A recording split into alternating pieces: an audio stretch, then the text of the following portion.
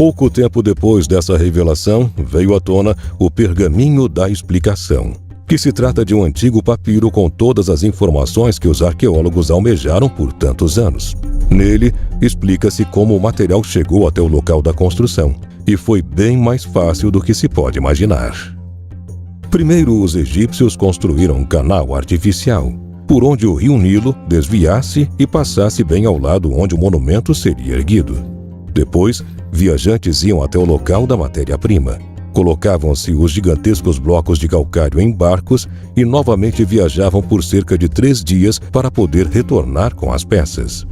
E isso relaciona ao sistema hidráulico inteligente e as embarcações encontradas ao lado de diversos monumentos por arqueólogos que antes ficavam à mercê do mistério.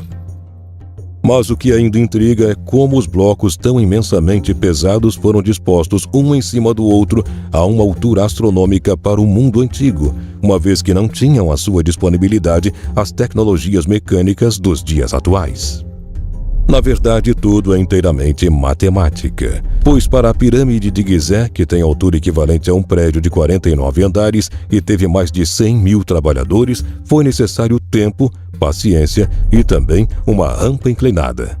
Funcionava assim: quanto maior a pirâmide ficava, mais longa a rampa também ia ficando, pois a inclinação deveria ser média para que os blocos de calcário pudessem ser levados com facilidade.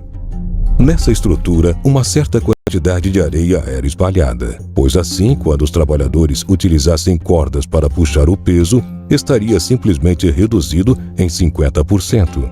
E por fim, toda a pirâmide era revestida com um invólucro de pedras polidas.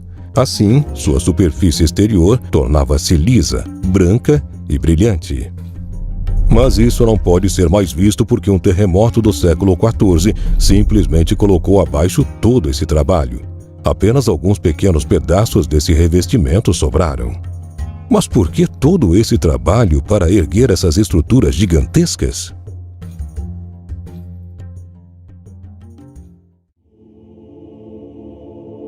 Nas escolas aprende-se que essas construções servem na verdade de sarcófagos, pois a morte e o ritual de passagem eram de importância extrema para os egípcios.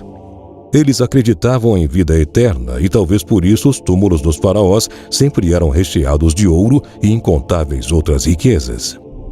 Uma curiosidade sobre essa versão é que quando um faraó morria, todos os animais, escribas, empregados e sacerdotes que a ele serviam eram simplesmente sacrificados para que fossem servir em outra vida também.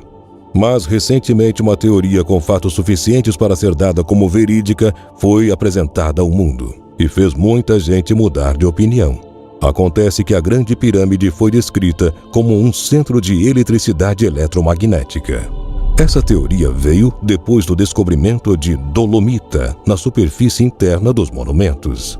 Esse material é bastante conhecido por aumentar a condutividade elétrica em relação à pressão sobre ela.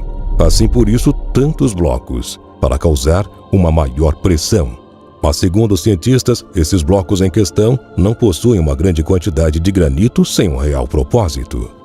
Essa matéria-prima tem grandes elevações em seu nível de cristal de quartzo e metal, que são também excelentes condutores de piezoeletricidade, que é exatamente quando a energia é criada a partir de uma pressão. A pirâmide tem todas as condições ideais para esse tipo de eletricidade, pois seu gesso de ligação, como foi dito inicialmente, é extremamente forte. E até os dias de hoje, um material muito semelhante é usado para essa técnica de geração de energia elétrica. Algumas pessoas contra essa teoria afirmam que isso é apenas para manter melhor o corpo do faraó sepultado. Porém, calcário, dolomita e granito são os mesmos materiais usados para a confecção de fios elétricos nos dias de hoje. E também compartilham a mesma ideia de pressão, pois isso aumenta claramente a sua eletrocondutividade. Há um tempo atrás descobriu-se uma câmara na Grande Pirâmide que passaram a chamar de túmulo da rainha, mesmo não havendo nada lá. Sua passagem foi impedida, por isso apenas gravações com pequenas câmeras são possíveis. E lá há apenas fios de cobre cuidadosamente trabalhados que poderiam servir como uma espécie de bobina, transferindo a energia de um lado para o outro. Uma última prova são os chamados caixões do faraó. Essas caixas pretas foram arrastadas por 800 quilômetros até a pirâmide.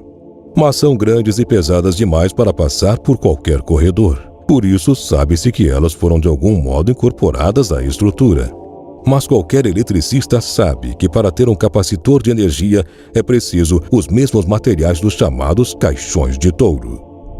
Por esses e inúmeros outros motivos, os egiptólogos passaram a imaginar um antigo Egito coberto por luzes produzidas de forma inteiramente natural. O que você acha da ideia de um Egito coberto por luzes produzidas através de condutores? Conte pra gente aqui nos comentários. Muito obrigado por ter assistido a este vídeo.